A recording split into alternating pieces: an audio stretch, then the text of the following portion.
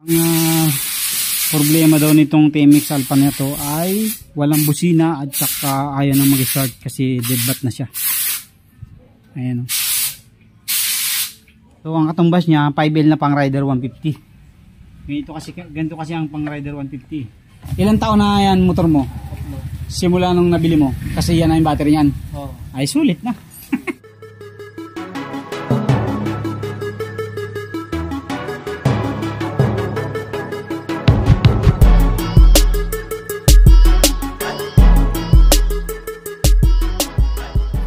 What's up mga kaduit, ayan, at may bumisita ulit sa atin. Ang problema daw nitong TMX Alpha na to ay walang busina at saka ayaw na mag-start kasi dead bat na siya. Ayan o. Ayan o, pag pinipindot nyo nag-ano na siya, nagbi-blink. So ngayon papalitan natin ng battery. Actually mayroon talaga siyang order sa akin na battery last week pa kami magka-chat meet nito eh. Ang problema, wala kay boss. And then, napansin namin ngayon na yung battery ng kanyang motor ay maliit kumpara sa usual na TMX Alpha. Kasi, ang alam kong TMX Alpha, malapad talaga yung battery nun, malaki. Ayan o, YTC6B.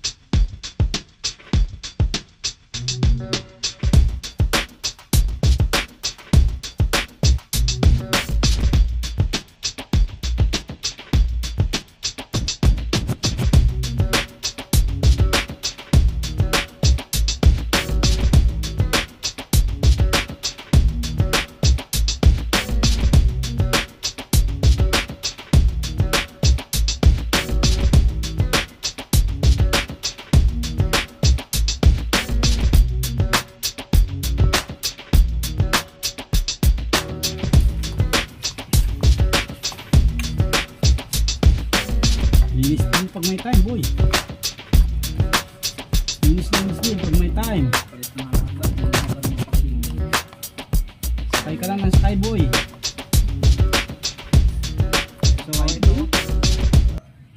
So ito mga karet, 5L pa lang equivalent niya sa ano, normal na TMX Alpha. 12N, basta ganun, parang 12N nag-uumpisa yung battery niya, yung sukat niya.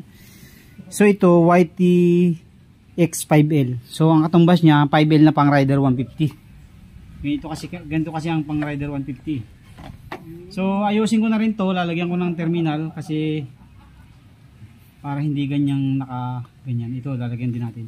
Ano ba ito? Yung fuse natin. So lalagyan ko ng mga terminal para maganda. Hindi yung ganyang singit-singit lang. Sino ba nagsingit-singit niyan? Lagyan natin ng terminal. So yan, lagyan natin ng mga terminal to para hindi ganyan.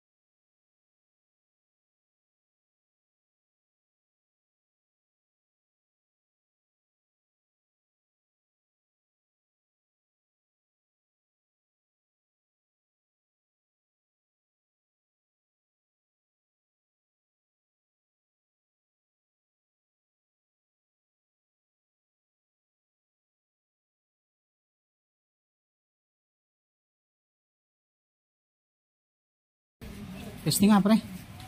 So yan ang mga karit, kinabit na natin. Testing.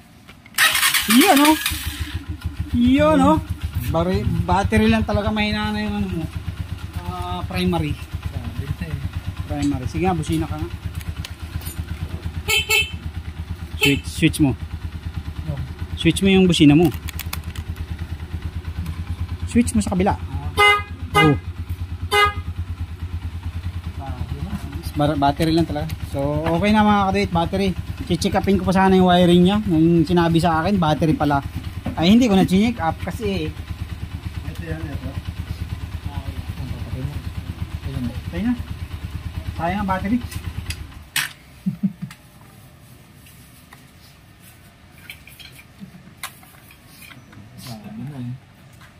Yan pala. Easy arithmetic lang. Kayang-kaya mo nga kung sakali mo. Kaso iba pa rin pagkain. Iba pa rin yung ano. Ayos na rin. Inayos ko na rin pati ito para naayos na natin. Di ba? Iba pa rin yung may alam. Basta pag may kailangan ka. Good, very good. Pumunta ka. Ay, sira na. Putulin na natin to. Dito. Paparamdam na rin. Ito nga. Mahirap sa akin mamaya pag uwi. Oh. Traffic doon. Eh gusto mo, huwag ka na muna umuwi. Ano gagawin? Bumili ka muna ng isang Red Doors. Pwede. Sabi mo namang problema ka sa pag-uwi. Magkano bili mo elbow? Top 5 na mga matitibay na rim. Kasi nag-a-align siya eh. Sinama niya yan sa top 5. Kaya yan ang binili ko. Kasi sabi niya, matagal na raw siya nag-a-align eh. Ngayon, may nagtap. Hindi mo makadaan yan. Traffic doon eh.